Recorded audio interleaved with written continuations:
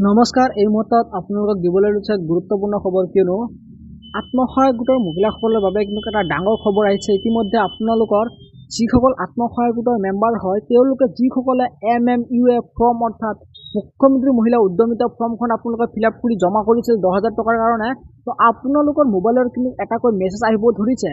তো আপোনালোকৰ এই মেছেজ আহিছে নে নাই আপোনালোকে নিশ্চয় কমেণ্ট কৰি জনাব।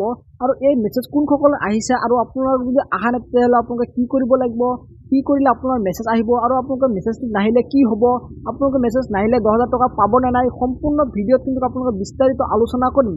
সেয়েহে আপোনালোকে ভিডিঅ'টো স্কিপ নকৰি ষ্টেপ বাই ষ্টেপ চাই থাকক।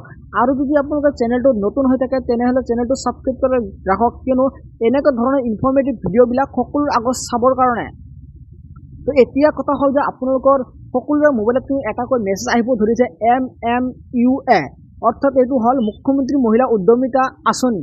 এইটো মেছেজ কিন্তু সকলো মোবাইলত আহিব ধৰিছে। তেন্তে যিসকল মানুহে আপোনালোকৰ মুখ্যমন্ত্ৰী মহিলা উদ্যমিতা ফৰ্মখন আপোনালোকে ভালকৈ শুদ্ধকৈ ফিলআপ কৰিছিলে সেইসকলৰ কিন্তু এই মেছেজ কিন্তু আহি আছে।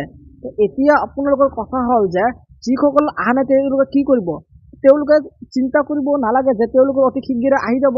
এইটো কিন্তু সকলোৱে মোবাইলত অহা নাই।